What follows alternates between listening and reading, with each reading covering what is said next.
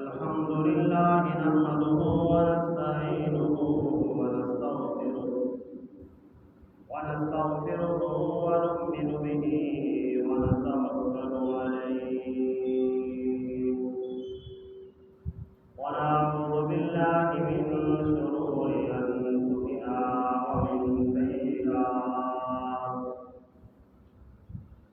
ومن سيئات أعمالنا من يهده الله فلا مضل له ومن يضلله فلا هادي له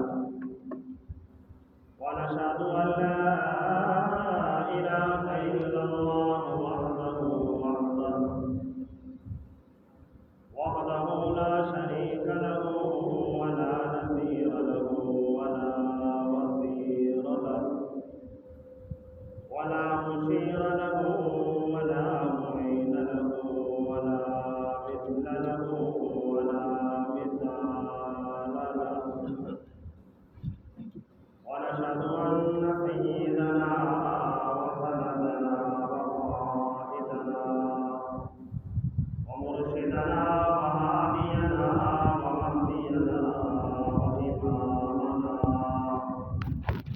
وحبيبنا وطبيبنا وطبيب قلوبنا محمدا عبده ورسوله وصلى الله تعالى عليه وعلى آله وصحبه وبارك وسلم تسليما.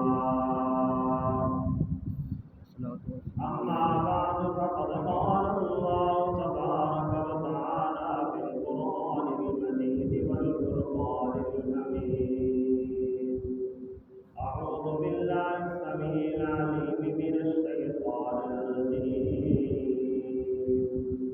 والفجر وليال عشر والشفع والوتر والليل إذا يسر هل في ذلك قسم لذي حجر. صدق الله مولانا العظيم وصدق رسوله النبي الأمي الكريم. فقد قال تعالى في شان حبيبه إن الله وملائكته يصلون على النبي يا أيها الذين آمنوا صلوا عليه وسلموا تسليما.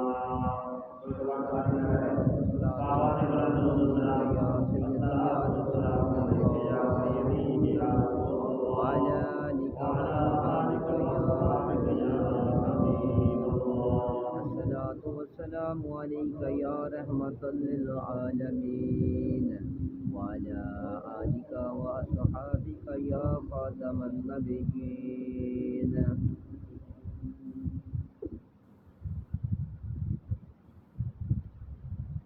محترم بزرگوں، سورہ فجر اس بارے میں سے چند آیات مبارکہ تلاوت کی ہیں. دعا کریں کہ خالق کے کائنات مجھے تلاوت کلام مقدس کے بعد مجھے حق اور سچ کہنے کی توفیق نصیب فرمائے اور اس کے بعد مجھے اور آپ کو عمل کرنے کی توفیق نصیب فرمائے. آج 26 ذی القعدہ 1444 ہجری. اللہ تعالیٰ کی طرف سے ماہ ذی الحجہ کی آمد ہے. عید الاضحیٰ جن کے مقدر میں اللہ نے رکھی ہے وہ ان کی بہاریں لوٹیں گے اور وہ حجاج کرام جو حرمین شریفین کے سفر کو روانہ ہونے سے یا ابھی کچھ باقی ہیں وہ جا رہے ہیں، وہ جلد از جلد حرمین شریفین پہنچ جائیں گے اور وہاں پر انہوں نے جا کر تھوڑے وقتوں کے بعد آنے والے عشرے میں اپنے حج کے ارکان ادا کرنے ہیں. دعا کریں کہ اللہ تعالیٰ ان کی حاضری کو قبول فرمائے اور ان کی دعاؤں میں ہم فقیروں کو بھی شامل فرمائے اور اللہ تعالیٰ آنے والے سال ہم فقیروں کو بھی حرمین شریفین کی زیارت نصیب فرمائے اور حج بیت اللہ کی توفیق نصیب فرمائے۔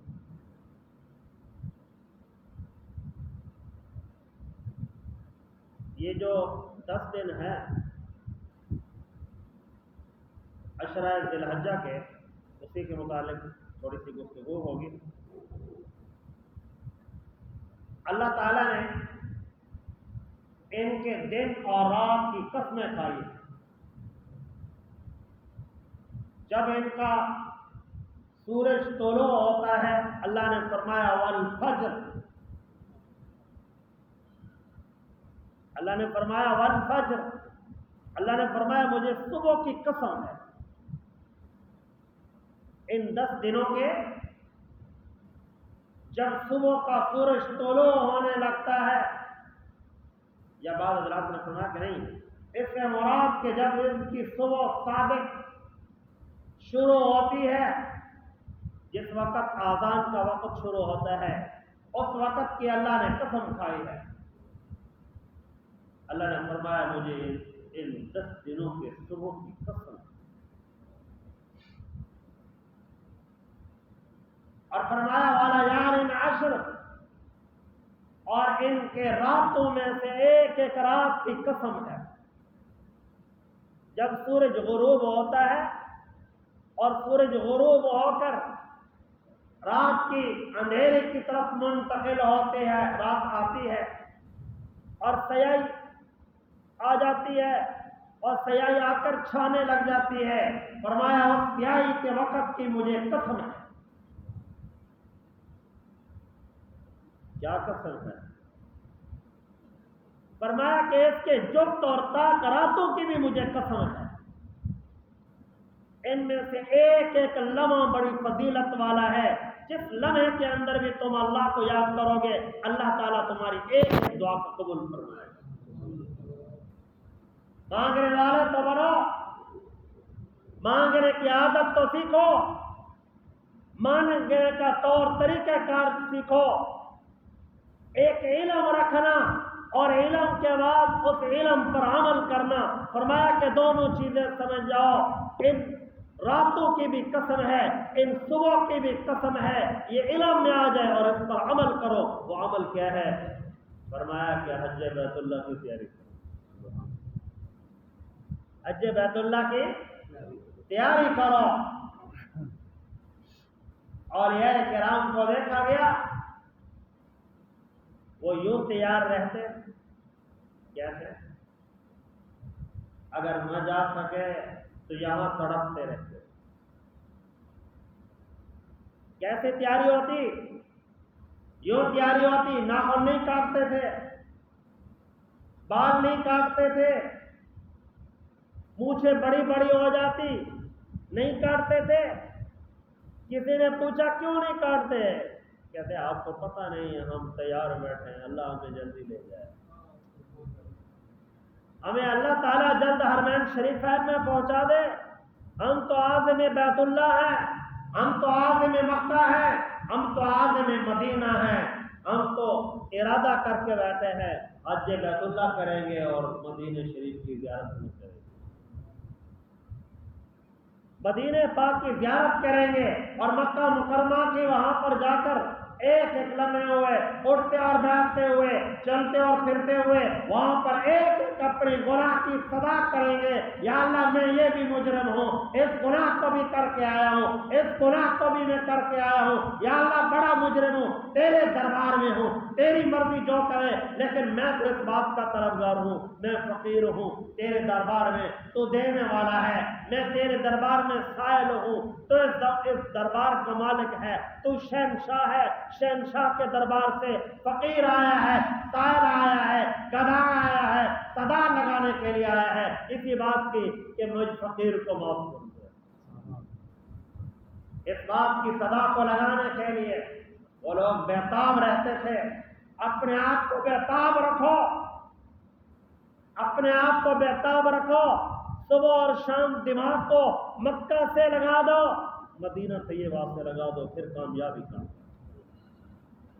آج دنیا کی محبت، مال و دولت کی محبت، مال و دولت کا حرص کیوں ہے؟ اس لیے کہ ہم بیت حرمین شریفین کا سفر نہیں کرتے، اگر کرتے ہیں تو لوگوں کو دکھلانے کے لیے۔ مجھے ایک آدمی نے بتایا، میں جب حرمین شریفین سے واپس آیا تو ایک ڈاکٹر صاحب حرمین شریفین میں تھے، مجھے ملے ہیں 2 مرتبہ، مکہ مکرمہ میں ملے ہیں، مدینہ طیبہ میں بھی 5-7 دفعہ ملے ہیں۔ مجھے نہیں علم تھا، تو میں جب واپس آیا تو ایک مولانا صاحب مجھے ملے، مجھے کچھ کہنے لگے کہ آپ کا تو ہمیں پتہ نہیں تھا، فلانے ڈاکٹر صاحب تو ہر روزانہ نیٹ پہ مصروف ہوتے تھے صبح اور شام، میں اب یہاں ہوں، میں اب یہاں ہوں، یہ دیکھو وہ دیکھو۔ میں نے کہا یہ وہی دکھاتا رہا ہے، اپنے بارے میں نہیں سوچتا رہا۔ خالی چکر لگانا تو مقصود نہیں تھا، حرمین شریفین کا خالی چکر لگانا تو مقصود نہیں تھا، بلکہ وہاں پر جا کر ایک ایک گناہ معافی، ایک ایک گناہ کی معافی طلب کرنے کی جگہ تھی، وہاں پر معافی طلب کرنے کی۔ یا اللہ میں تو گناہگار ہوں، تیرے دربار میں آیا ہوں معافی مانگنے۔ اور ہم لوگ ان چیزوں سے دور ہیں، اولاً جاتے نہیں، جاتے ہیں تو ہم وہاں پر بھی موبائل اور سیلفیوں پر مصروف ہوتے ہیں، ہماری شکل بھی نظر آ جائے حاجی صاحب کرتا ہے۔ اور حضرت سلطان باہو رحمۃ اللہ علیہ کا شعر ہے نا، سیف ہے حجوی کھچے تے نام سجایا حاجی، تو یہ کیا ہے، بہت بڑے نام لگا لیے اور حاجی بن گیا، بس حاجی کا لقب مل گیا، حاجی صاحب کا لکھ دو۔ میں واپسی آنے لگا تو جو کارٹن میں نے دیکھے جن پر سامان لوگوں کا واپسی آیا، ادھر لکھا ہوا حجانی فلانی بی بی اور حاجی صاحب فلانا صاحب، ان لوگوں نے اپنے ہاتھوں سے خود لکھے ہوئے تھے، فلانی حجانی فلانا حاجی صاحب۔ یہ کہتے اپنے منہ میں مٹھو۔ اور حضرت رومی رحمۃ اللہ علیہ 40 بار حج کرتے اور رو رو کر دعا مانگتے، یا اللہ قبول تو کر لے، یا اللہ قبول تو کر لے۔ اور جامی دعا کرتا ہے، جامی کی دعا کو اللہ تعالیٰ نے بڑا عجیب انداز، جامی رو رو کے دعا کرتا ہے، کبھی کعبے کا غلاف پکڑتا ہے، کسی وقت آب زمزم پیتا ہے، حجر اسود کو بوسہ دیتا ہے، مقام ابراہیم پر نوافل پڑھتا ہے، حتیم کعبہ میں نوافل پڑھتا ہے، پھر رو کے دعا کرتا ہے۔ جب سارے ارکان پورے کر لیتا ہے، آواز آتی ہے جامی تیرا حج قبول نہیں ہوا۔ کیا ہوا؟ جامی تیرا حج قبول نہیں ہوا۔ عرض کرتا ہے یا اللہ میں نے سارے ارکان ادا کر دیے ہیں۔ فرمایا کہ یہ 40 سال اسی طرح جامی حج کرتا رہا۔ 40ویں سال جب یہ دعا کی تو اللہ نے فرمایا جامی تیری دعاؤں کو میں جمع کرتا رہا، تیرے جتنے سال حج کے تھے، جو لوگ حج کرنے آئے تھے ان سے بہت غلطیاں ہوئی تھی، میں تیرا سب کا سالوں کے حج قبول کر لیا۔ یہ وہ لوگ تھے کہ کیا ہے کہ جانے میں تڑپ تھی۔ ایک ولی اللہ کو دیکھا، وہ ساری زندگی اپنے بال نہیں کاٹتے تھے، سر کے بال بڑے بڑے ہو۔ کسی نے پوچھا کیوں نہیں کاٹتے؟ کہتے حاجی بنوں گا وہاں جا کر کٹواؤں گا، میں نائیوں کے سامنے یہاں نہیں بیٹھتا، میں یہاں نہیں بیٹھتا، وہاں جا کر کٹواؤں گا۔ یہ ایک عشق تھا، محبت تھی۔ اور ہمیں بھی اپنے عشق کو ظاہر کرنا چاہیے، اپنی محبت کا اظہار کرنا چاہیے۔ کسی ولی اللہ نے بتایا کہ بندہ جلد حرمین شریفین کیسے پہنچتا ہے، اس کا ایک وظیفہ بتایا، کہتے وظیفہ پڑھتے رہو، چھوڑا نہیں، اللہ تعالیٰ جلد لے جائے گا۔ وظیفہ کیا ہے؟ پڑھو لبیک اللہم لبیک لبیک لا شریک لک لبیک ان الحمد والنعمت لک والملک لا شریک لک لبیک اللہم لبیک۔ یہ پڑھنا کب ہے؟ جب آذان آ جائے آذان کے بعد درود پاک پڑھو، درود پاک کے بعد پھر دعا پڑھو، دعا پڑھنے کے بعد پھر یہ صدا پڑھو،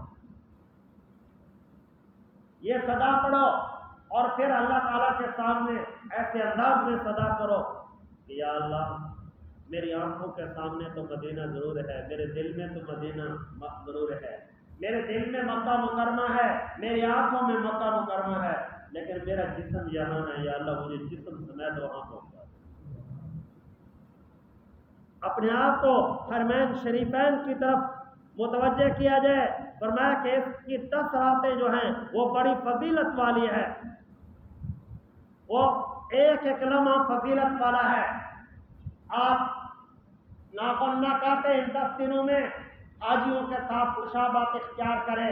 حدیث میں آتا ہے حضور علیہ السلام نے ارشاد فرمایا المرء مع من احب، کہ جو جس دنیا میں جس کے ساتھ محبت کرتا ہے روز محشر ان کے ساتھ ہوتا ہے۔ اور ایک روایت میں آتا ہے سرکار دو عالم رحمت دو عالم صلی اللہ تعالی علیہ وسلم نے ارشاد مبارک فرماتے ہیں، فرمایا من تشبہ بقوم فهو منهم، جس قوم کی دنیا میں مشابہت اختیار کرو گے اللہ تعالیٰ تمہیں قیامت والے دن انہی کے ساتھ اٹھائے گا۔ اور اپنی شکل کو، اپنی حیات کو، اپنی مشابہت کو حرمین شریفین کے ساتھ جس طرح وابستہ کرنا ہے اسی طرح حاجیوں کے ساتھ لگا دو۔ ناخن نہ کاٹو ان 10 دنوں میں، مونچھے کے بال نہ کاٹو، بڑے ہوتے ہیں تو ہونے دو، پہلے ٹھیک کرا لو، اور ان 10 دنوں میں ٹھیک نہ کرو۔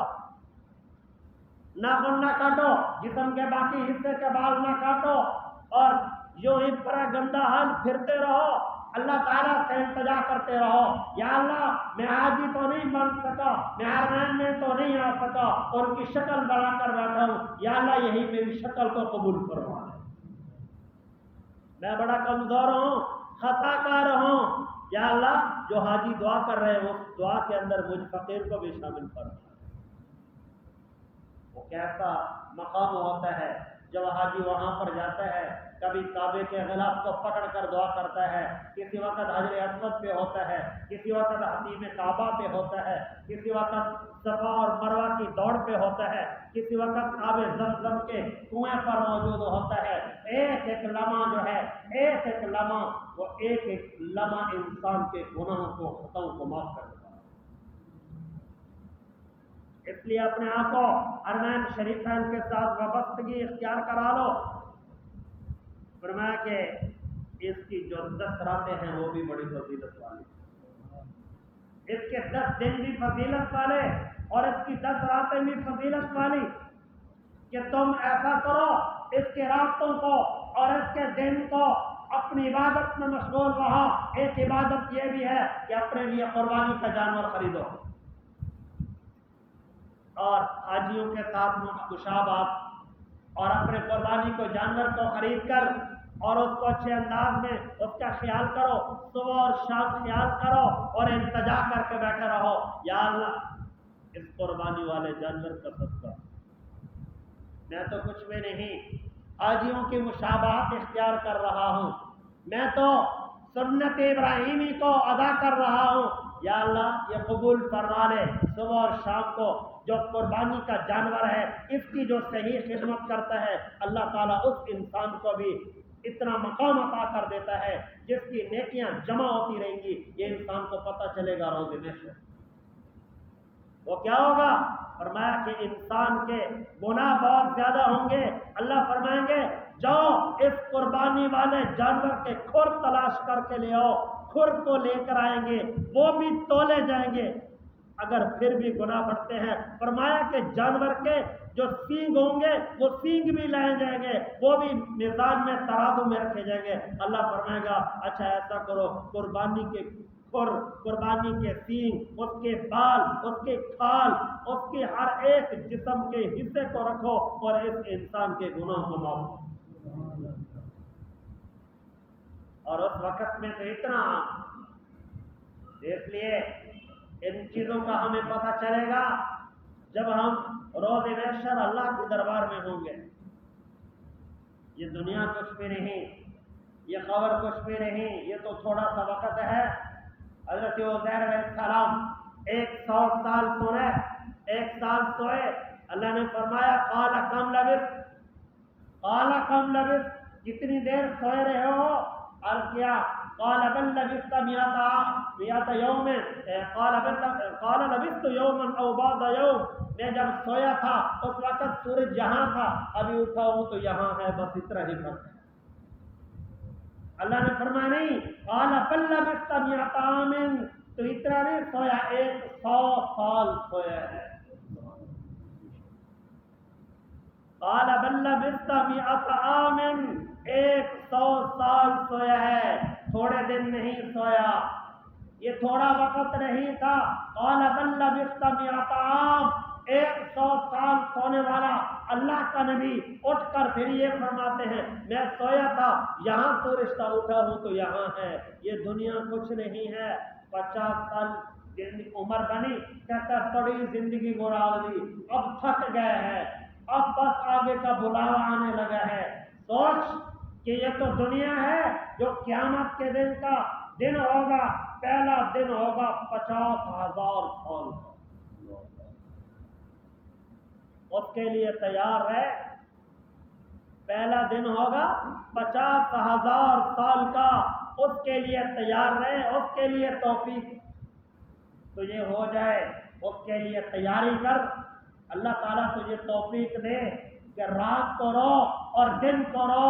فرمایا کہ جو اس کے 10 دن ہیں، ان 10 دنوں میں رات اور دن اللہ تعالیٰ سے گڑ گڑا کر رو لو، اللہ تعالیٰ سارے گناہوں کو معاف کر دے۔ یہ 10 دن جو ہیں ذی الحجہ کے، ان کی ایک ایک لمحے کا اللہ نے فرمایا والشفع والوتر، یہاں پر تا کراتوں والی بات رہی، اس کی تا کراتے بھی، اس کی جفت راتیں بھی، سب کی مجھے قسم ہے۔ اللہ تعالیٰ نے فرمایا اس کے تاک اور دن کے جفت کی بھی مجھے قسم ہے، ایک ایک لمحہ کی قسم ہے۔ فرمایا یہ اس سے مراد، اللہ نے فرمایا کہ اس سے تاک سے مراد کہ انسانوں کے جس طرح کے گناہ بھی ہیں، وہ جس انداز کے بھی ہیں، وہ جفت ہوں یا طاق ہوں، ہر ایک کے اللہ فرماتے ہیں ان کے اندر آ کر تم معافی مانگنے والے بنو، سارے کے سارے گناہوں کی معافی دینے کے لیے میں تیار ہوں۔ اور تو صحیح ان 10 راتوں میں، ان 10 راتوں کے اندر گناہوں کی معافی تو طلب کرو، اور ان دنوں کے اندر 10 راتوں کے دنوں کے اندر اپنی گناہوں کی معافی طلب کرو، چلتے اور پھرتے، اٹھتے اور بیٹھتے اپنے گناہوں کی معافی کی طلب میں لگے رہو۔ یا اللہ میں بڑا گنہگار ہوں، میں بڑا فقیر ہوں، میں محتاج ہوں، تیری دربار کے اندر آیا ہوں، یا اللہ مجھے معاف کر دے۔ گھر میں بیٹھے ہو تب بھی دعا کرو یا اللہ مجھے معاف کر دے، یا اللہ اس سال تو نہیں جا سکا، اگلے سال مجھے بھی اپنے دربار کی زیارت نصیب کرو، یا اللہ اس سال تو نہیں آ سکا، اگلے سال مجھ فقیر کو بھی اپنے دربار میں لے آ، میں تیرے دربار کے دیکھنے کا طلب رکھتا ہوں، تیرے دربار کی زیارت کا شوق رکھتا ہوں۔ اپنے آپ کے اندر شوق پیدا کرنا چاہیے، ذوق پیدا کرنا چاہیے۔ جس کے اندر ذوق نہیں، بے ذوق انسان نہ دنیا میں اچھا لگتا ہے نہ دنیا میں رہنے کے قابل ہے۔ باذوق بنو، ایک ذوق ہونا چاہیے۔ بے ذوق انسان کی زندگی نہیں ہوتی، ذوق والے انسان کی زندگی ہوتی ہے، محبت والے کی زندگی ہوتی ہے۔ ایک ذوق لگاؤ، قرآن مجید کو چومو، ایک ذوق ہے، ایک محبت ہے، اس کا ایک اپنا ایک نام ہے۔ قربانی خریدو، قربانی خریدنا یہ تو اللہ کی طرف سے حکم ہے، لیکن قربانی کے جانور کو اچھے انداز میں تیار کرنا، قربانی کا جانور کو اچھے انداز میں تیار کرنا، جب قربان گاہ کے اندر پہنچے تو تیرا دل بھی کہے کہ میں قربانی کے جانور کو لایا۔ قربانی کے جانور کو خوبصورت کرنا، اس کے جسم کو صاف ستھرا کرنا، پانی سے دھو دینا تاکہ اس کے اندر کوئی مٹی شٹی نہ لگی ہو اور اس کے اوپر کسی قسم کا پیشاب اس کا نہ لگا ہوا ہو، اس کو صاف ستھرا کرنا، بناؤ سنگار کرنا، اس لیے کہ یہ سنت ابراہیم علیہ السلام ہے۔ حضرت ابراہیم علیہ السلام نے بیوی سے فرمایا تھا اس کو اچھے انداز میں بناؤ سنگار کر کے دو، اس لیے کہ اللہ بلا رہا ہے۔ اللہ بلا رہا ہے اور اللہ تعالیٰ اس کو طلب کر رہے ہیں. اچھا خوبصورت کرو اور اچھے انداز میں. اور بیٹے نے بھی آگے پوچھا ابا کیا کرنے لگے ہو؟ اور یہ حضرت ابراہیم علیہ السلام نے ارشاد فرمایا بیٹا اللہ کی طرف سے آپ کی قربانی کا حکم ہے. آپ کی قربانی کا حکم ہے. تو آگے کیا جواب ملتا ہے؟ فرمایا یا ابت افعل ما تؤمر. یا ابت افعل، ابا تو کر گزر جس طرح تجھے رب کریم نے حکم دیا. یا ابت افعل ما تؤمر. اگلی بات یوں نہیں ستجدنی انشاءاللہ من الصابرین. دیکھ لینا کہ میں بھی اپنے تمام تر مراحل میں صبر کرنے والا ہوں گا. تو گردن پر چھری چلانے والا بن، میں چلوانے والا بن جا. اپنے آپ کو کچلا تو صحیح، اپنی بحث بدل تو صحیح. جس طرح اللہ کے نبی نے ایسا کر کے دکھایا ہم بھی اس طرح تو کریں. ہمیں یہ تو حکم نہیں دیا کہ انسان ذبح کرو، ہمیں تو حکم ملا نا کہ جانور کو ذبح کرو. تو جس طرح جانور کو ذبح کرنے کے لیے ہمیں تیار ہونا چاہیے، زیادہ تو نہیں ہو سکتے، اس طرح کا معاملہ تو ہم نہیں پہنچ سکتے جو اللہ تعالیٰ نے ان سے کام لیا. لیکن اتنا تو کر سکتے ہیں کہ اپنے جانور کو، قربانی کے جانور کو خرید کر اس کو اچھے انداز میں، خوبصورت انداز میں، اس پر تھوڑا سا اپنے چند پیسوں کو خرچ کر کے اس کو اچھا بناؤ، سنگار کرو. کیا مطلب صورت اس کو سرما لگا لو؟ نہیں، اس کو اچھا قسم کا چارہ ڈالو. یہ اس کا بناؤ سنگار ہے. اس کے جسم میں چارہ جائے گا، وہ طاقتور ہوگا، وہ مضبوط ہوگا، وہ قربان گاہ میں چل کے آئے گا. تیرا دل بھی کہے گا کہ میں جانور کو لایا ہوں. ایسا بندہ بھی نہیں کہ جو بخیل ہو، کہ وہ بخل والے کا. فرمایا کہ وہ ہو کہ جس کو اسلام پسند کرے. ایک بخیل کسی بخیل کے گھر میں چلا گیا نا، تو بخیل نے اس کے لیے کھانا لایا تو سونگا تو خوشبو آ رہی تھی گھی کی. اس نے پوچھا کیا کرتا ہے؟ تو نے تو بہت گھی لگا دیا. کہنے لگا اصل میں یوں ہے، میں اپنی بیوی کو کہا ہوا ہے جب کوئی مہمان گھر میں آ جائے تو گھی کے ڈبے کو کھول کے تو گھی کا جو ڈبے کا ڈھکن ہے اس کو روٹیوں پر پھیر دیا تھا. تو آگے جو آیا تھا گھر میں مہمان، تو آگے وہ کہنے لگا وہ ہو تیری بیوی تو بڑا نقصان کرتی. اگر ڈبہ کھولے ہوئے گھی گر جائے تو پھر کیا بنے گا؟ کہتے میں نے بیوی کو یوں سمجھایا ہوا ہے کہ ڈبے کو اچھا باندھ، اس کو چھت کے ساتھ لٹکا دے، جب گھر میں کوئی مہمان آیا تو روٹی کو یوں نیچے سے گھما لیا. ایسی قربانی نہیں حکم دی کہ اس طرح بخیل والی، اس طرح کی قربانی دے جس طرح ابراہیم علیہ السلام حکم پر عمل کرنے کے لیے چل پڑے. اور بیٹا بھی کہتا ہے یا ابت افعل ما تؤمر، جو حکم ملا اس پر کر گزر. کم از کم اتنا تو نہیں ہو سکتا؟ یہ تو بہت بڑی قربانی والی بات ہے. اللہ نے ہم سے یہ نہیں لی، یہ حضور علیہ السلام کا صدقہ ہے. اللہ نے ہم سے یہ لی ہے کہ جو قربانی والا جانور ہو وہ خود تو بیچارہ چل سکے، وہ خود تو چل سکے، وہ خود تو اپنے پاؤں تک جا سکے. ایسا بھی مریل نہ ہو جو بیچارہ قربان گاہ تک بھی نہ جا سکے. ایسا جانور تو ہونا چاہیے جو اپنے پاؤں سے چل سکے. ایسا بخیل نہ بنو، اپنے اچھے جانور کو خریدو. اور جو خریدنے والے ہیں، فرمایا کہ اللہ تعالیٰ کیا فرما رہے ہیں واللیل اذا یسر. فرمایا کہ اس کی رات کی بھی قسم ہے جب پھر چلی جاتی ہے. صبح صادق کا وقت آتا ہے، اس صبح صادق کے وقت کی بھی مجھے قسم. اور جب قربانی کا جانور خریدو، خریدنے والوں میں سے ہر ایک کی نیت ٹھیک ہونی چاہیے. یہ نہیں ہے جی وہ لوگوں کے گھروں میں تو گوشت ہوگا، پھر میرے گھر میں گوشت نہیں ہوگا. بچے دیکھیں گے، لوگ کہیں گے جی یہ بڑا مالدار آدمی ہے، اس نے قربانی نہیں کی. اس کا مطلب تو ہوا کہ تو نے لوگوں کو دکھلانے کے لیے کیا. اللہ نے کیا فرمایا یا ایھا الذین آمنوا ادخلوا فی السلم کافہ. ایمان والےو اسلام میں پورے داخل ہو جاؤ. نام کے مسلمان نہ بنو، زبانی مسلمان نہ بنو، عملی مسلمان بنو. عمل کے اندر دکھاؤ کہ ہم مسلمان ہیں، तुम्हारा जुबान जिस तरह कहती है मैं मुसलमान हूँ, इसी तरह तुम्हारा दिल और दिमाग भी बराबर चले। इसी तरह तुम्हारे जिस्म के आज़ा भी गवाही दे कि यह वाक़अतन मुसलमान है। फरमाया पूरे पूरे इस्लाम में दाखिल हो जाओ, आधे दाखिल ना हो, बस सिर्फ और सिर्फ ज़हरी मुसलमान न बनो, अंदर से मुसलमान बनो। अंदर से मुसलमान होने का मतलब यह है कि अगर कुर्बानी का जानवर खरीदा है तो अल्लाह की रजा के लिए खरीदा। या अल्लाह मैं बड़ा कमजोर हूँ, मैं बहुत खताकार हूँ, मेरे अंदर कुव्वत नहीं थी, मैं बड़ा कमजोर हूँ, लेकिन तेरी शान बड़ी बुलंद वाला है। या अल्लाह जिस तरह देने का हक था वो तो मैं अदा नहीं कर सका, लेकिन अपनी इस्तिताअत और तौफीक के मुताबिक दे रहा हूँ। या अल्लाह मेरी ये कुर्बानी को कबूल कर। ये नियत होनी चाहिए। ये नहीं है कि गोश्त खाने की नियत हो कि भाई जिसके घर में कुर्बानी नहीं होती वो भी कुर्बानी वाले दिन गोश्त खा लेता। जिसके घर में कुर्बानी नहीं होती उसके घर में भी गोश्त पहुंच जाता है, गोश्त वो भी खाता है और बंदे भी खाते हैं। कुर्बानी वाले दिन सारी मखलूकात, जानवर भी खा लेते हैं, कौवे भी खा लेते हैं, गलियों में फिरने वाले कुत्ते भी खा लेते हैं, किसी को भूख नहीं रहती। पहले दिन वो सारे के सारी मखलूकात रख जाती।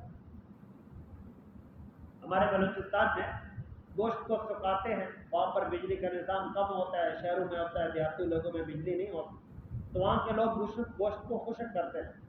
पहले दिन खुश्क करके नहीं डालते, पहले दिन को नहीं डालते, रात को डाल देते हैं। फिर 3 दिन तक गोश्त बाहर खुश्क होता रहता है, न कब्बे उसको लेते हैं, न बिलिया, न कोई चीज। क्यों? इसलिए कि इतने मखलूकात खा लेती है, 3 दिन तक उनको भी जरूरत नहीं पड़ती, कोई चीज भी नहीं उठाती। वहां पर कोई बंदा नहीं बैठा होता, ऐसे तार के ऊपर गोश्त डाल देते हैं, रस्सी बांध के गोश्त डाल दिया, पत्थरों पर गोश्त डाल दिया, कोई चीज भी नहीं उठाती। इसलिए कि हर तरफ गोश्त ही गोश्त होता है, कोई मखलूकात उसको नहीं पकड़ते।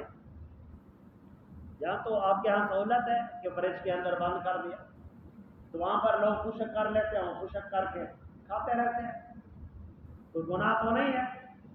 अल्लाह ताला की तरफ से इनाम है कुर्बानी, और कुर्बानी की है। अल्लाह ताला के रास्ते में जो कुछ हो सका उसने दिया है, गरीबों को भी दिया, रिश्तेदारों को भी दिया, और अपने बच्चों के लिए भी रखा है। खाए पिए, अल्लाह ताला की तरफ से इनाम है, अल्लाह ताला की तरफ से ईद है, और ईद वाले दिन का गोश्त खाना चाहिए। ईद के गोश्त में अल्लाह ने बरकत रखी है, ईद के गोश्त में अल्लाह ताला ने बरकत रखी है, लेकिन उतना खाए जितना जिस्म बर्दाश्त करे, जितना जिस्म बर्दाश्त करे। ये ना हो कि खाता रहे, मौलवी साहब ने बताया बरकत वाला गोश्त है, फिर खाता रहे, इतना खाए, फिर पता ना चले कि ये बंदा है कि और मखलूकात में से। मौलवी साहब ने बताया, भाई मौलवी साहब ने तो बताया अपनी तबीयत को तो देख ले, उतना खा ले जितना है, लेकिन बिल्कुल अपने आप को महरूम रखना ये जायज़। थोड़ा सा खा लो, 2-4 लुकमे खा लो, ज्यादा नहीं खा सकते, 2-4 लुकमे खा लो, इसलिए कि ये अल्लाह की तरफ से इनाम है, अल्लाह ताला की जात की तरफ से इनाम है, और अल्लाह ताला की तरफ से जो इनाम मिले तो उस पर अमल करना चाहिए। यह अल्लाह की तरफ से मुसलमानों के ऊपर बहुत बड़ा फजीलत वाला मकाम मिला। इसकी मिसाल उलमाए किराम यूँ देते हैं कि मच्छर मारने वाले आते हैं ना, स्प्रे लगाते थे, आजकल तो खत्म हो गए। एक बार होती थी, गवर्नमेंट करती थी, पूरा साल पता ही नहीं होता था मच्छर किधर गए, एक स्प्रे से खत्म, कोई चीज नहीं बचती थी। इसी तरह जंगल में भी स्प्रे होती थी पुराने दौर में, गवर्नमेंट करती थी, चूहे वगैरह सब चीजें खत्म हो जाती। और इसी तरह ऐलान होता है कि फलाने इलाके में आवारा कुत्ते बहुत ज्यादा हो गई हैं, गवर्नमेंट आती है, उधर आकर उनको डॉक्टर दवाई देते हैं, वो सारे के सारे मर जाते हैं, फिर गलियों में नजर नहीं आते। और अल्लाह ताला जिसकी कुर्बानी को कबूल करते हैं, कैसा अंदाज है कि यहाँ लाखों नहीं करोड़ों के हिसाब से जानवर दबा होते हैं, तो वो पता भी नहीं होता कि जानवर कितने दबा हो। उसी तरह फिर जानवर नजर आते हैं, उसी तरह दूध का माहौल नजर आता है। ये नहीं है कि आज की कुर्बानी कर देना जी, आज दूध के लिए जानवर कोई नहीं रहा, आज लिहाजा दूध नहीं मिलेगा, चाय नहीं पिएंगे, कुछ भी नहीं, पता ही नहीं होता। करोड़ों के तादाद में जानवर ज़बह हो गए, कुर्बानी करने वालों ने कुर्बानी कर दी, और कुर्बानी करने के बाद फिर पता ही नहीं है, क्या कहांगे।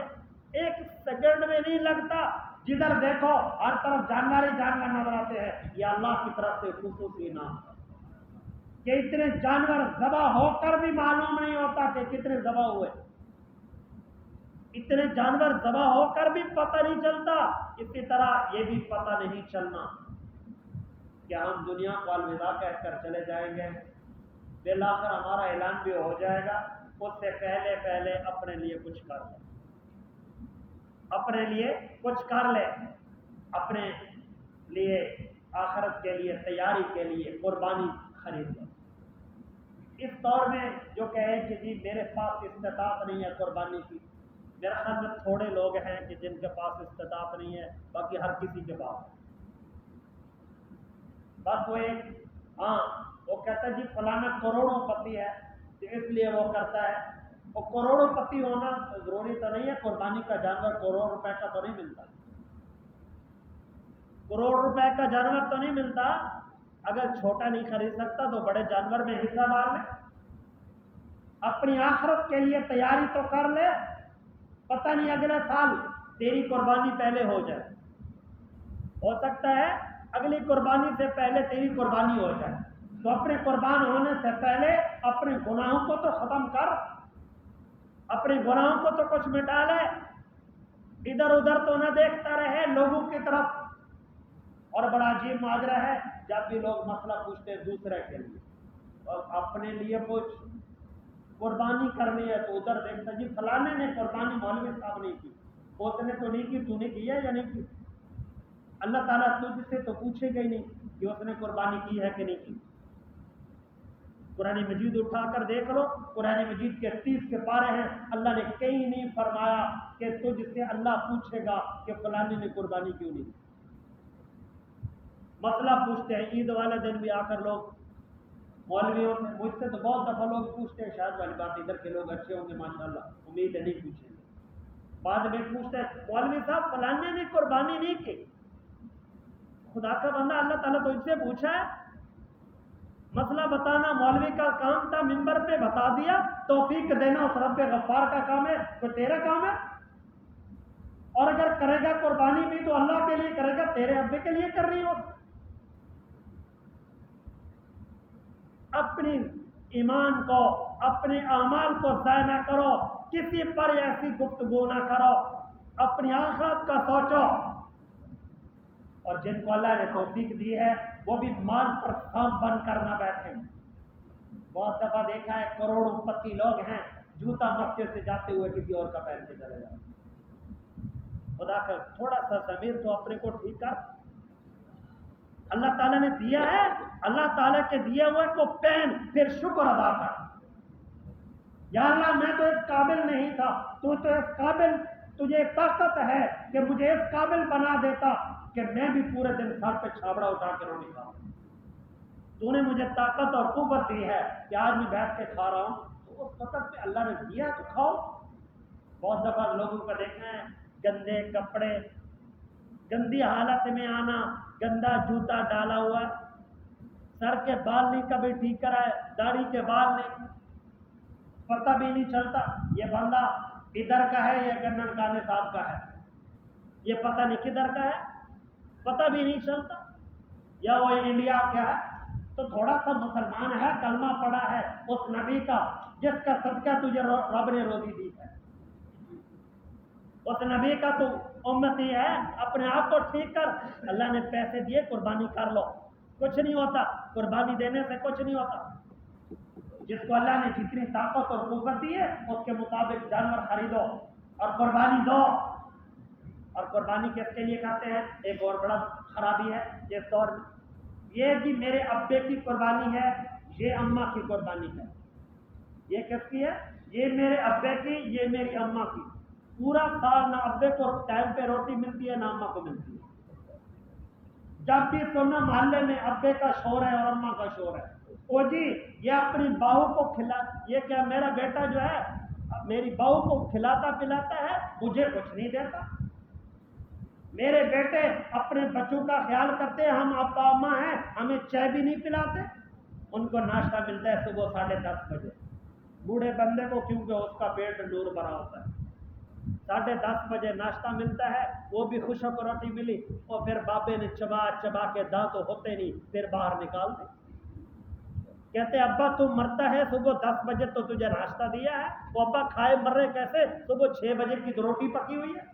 قربانی والا دن ابے کی جانور کی قربانی ہو رہی ہے، ابے کی، یہ ساری زمین ابے کی ہے، اور ظالم کا بچہ اس بیچارے کا حال یہ ہے، اس پر قربانی نہیں ہے، قربانی تیرے اوپر ہے، کر مر، اس میں اتنی طاقت ہوتی 10 بجے تک تیرے انتظار کرتا، وہ صبح کسی نوکر کو بھیجتا، وہ روٹی بازار سے صبح اس کو 6 بجے ناشتہ کراتا، اور ابے کے لیے بھی ٹھیک ہے، ابھی ٹائم نہیں آتا، پہلے ساری جائیداد یہ میں نے اپنے بیٹے پر کر دی، بیٹیاں معروف، بیٹوں کے نام پہ زمین کر دی، ساری جائیداد کر دی۔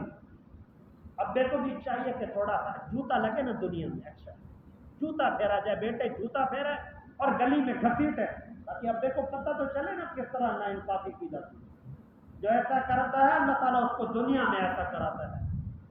بھئی جس پر قربانی واجب ہے وہ خود کرے، کہتے جی ابے نے کی ہے، بیٹے کی شادی ہوئی، بہو کو 4 تولے سونا ڈال دیا، اس پر قربانی واجب ہو گئی، اس کی تو مر پہلے دے جو 4 تولے سونے گھر میں پڑا ہے، بہو کے گلے میں ڈالا ہوا ہے، اس کی قربانی تو دے۔ نہیں جی ہمارا ابا کر لیتا ہے، ابا تو کرتا ہے، مرتا ہے، اپنی کرتا ہے تو اپنی کر، جو 4 تولے سونا تیرے پاس ہے وہ، یہ ابا گھر کا سربراہ ہے، وہ ابا گھر کا سربراہ ہے، جو 4 تولے سونے ہیں یہ کسی غریبوں کو دے دے، اگلے سال تیرے اوپر قربانی نہیں ہوگی، معاملہ ختم کر، قربانی نہیں کرانی تو جو قربانی کے مسائل ہیں وہ اپنے اوپر سے ہٹا دے، پیسے جتنے ہیں غریبوں فقیروں میں بانٹ دے، بس تیرے اوپر نہیں ہوگی تو غریب بن جائے، فقیروں میں زندگی گزار، تیرے اوپر کون ہے ڈنڈا اٹھانے والا؟ زکوٰۃ اس سے لی جاتی ہے جس کے پاس مقدار ہو، عشر اس سے لیا جاتا ہے جس کے پاس زمین ہو، جس کے پاس زمین ہو ہی نہیں اس سے کون لے گا عشر؟ کوئی کہتا ہے بھئی تیری قبر کی بننے والی ہے تو قبر کی جتنی بنی ہے اس کا عشر دے دے، کوئی بھی نہیں کہتا، کیا ہے تیرے پاس جتنی زمین ہے اس میں جو کھیتی باڑی آتی ہے اس کا عشر دے، جب تیرے پاس زمین ہی نہیں عشر کس چیز کا؟ اس لیے جن بیٹوں کو مال دیا ہے نا ان بیٹوں کے اوپر بھی قربانی واجب ہے، ان کی کرو، بس صرف ابے کی قربانی پر محتاج نہ رہو، ابے کی ہوگی، اماں کی ہوگی، گھر والے سارے خوشحال خوشحال گھرانہ ہے جی، ابے کی قربانی بھی ہوگی، اماں کی بھی ہو گئی، اور پورا دن گزر گیا، نہ ابے کو گوشت کھلایا نہ اماں کو کھلایا، دونوں ایسے پڑے ہیں جس طرح دونوں ہاسپٹل کے مریض ہو، شام کو ان کو کھچڑی کھلانی ہے، ایسے صورتحال ہوتی ہے ابے اور اماں کا۔ ہر کسی کے لیے کپڑے خرید لیے، ابے اماں کو کون سے کپڑوں کی ضرورت، نہ ابے کے لیے کپڑے نہ اماں کے لیے کپڑے ہیں، اور قربانی کا جانور ابے اور اماں کے لیے، اور خدا کا بندہ پہلے اپنی تو کر، ان پر کیسی، ان کا تو حال یہ ہے جو تو کر رہا ہے ان کے ساتھ۔ اس لیے بھائی اپنی زندگی میں اپنے ہاتھوں کے اندر اپنے ہاتھوں سے اللہ کے راستے میں خرچ کر لو جو اللہ کی طرف سے حکم ملا ہے۔ یہ نوجوان طبقہ جو شادی شدہ ہے اس دور میں جن کو اللہ تعالیٰ نے دیا ہے، وہ خصوصی طور پر میری نوجوانوں سے گزارش ہے، یہ بوڑھوں کا تو ہر کوئی کر دیتا ہے، یہ تو پتہ نہیں ان کو خاص تحفہ ملتا ہے، آگے پیچھے کچھ بھی نہ ہو ان کو قربانی کا جانور بڑے اچھے انداز میں مل جاتا ہے۔ تو یہ جوان حضرات آپ بھی اپنی قربانیاں کریں، جن کو اللہ نے توفیق دی ہے تو قوت دی ہے، اور گھر کے اندر سونا اور زیورات موجود ہیں اور پیسہ موجود ہے، اس کے پاس مولوی صاحب سے مسئلہ پوچھو، مسئلہ پوچھ کے اپنی پوری کیفیت بتاؤ، اگر قربانی واجب ہے تو اپنی قربانی ادا کرو۔ یہ نہیں ہے کہ بس دیکھتے رہیں دوسروں کی طرف، جیتا ہے کہ گھر سے گوشت آئے گا، فلانے کے گھر سے گوشت آئے گا وہ ہم کھائیں گے، وہ گوشت مرے گا تو کھا لے گا، جو تیرے مقدر میں ہے، تیری قربانی گوشت کھانے سے تو ادا نہیں ہوگی۔ اس لیے اپنی قربانی کے جانور خریدو، اور جانور جب خریدا جائے جس کے ساتھ خریدو اس پر اپنے دل کا اطمینان بھی دیکھ لو، میرا دل مطمئن ہے کہ میں اس کو ساتھ ملا رہا ہوں، بعد میں گفتگو نہیں کرنا، پہلے اس کے بارے میں تحقیق کر لو، اگر آپ کا دل مطمئن ہے تو پھر اس کو اپنے ساتھ ملا کے اپنے لیے قربانی کا جانور خریدو۔ اور جانور خریدنے والوں میں سے کسی ایک انسان کی بھی رائے یہ نہیں ہونی چاہیے دل کا دماغ کا سوچ نہیں ہونی چاہیے کہ میں گوشت کھاؤں گا، گوشت کھانے کی نیت نہیں ہونی چاہیے، صرف اور صرف اللہ تعالیٰ کی رضا ہونی چاہیے۔ دعا ہے اللہ تعالیٰ عمل کی توفیق عطا فرمائے۔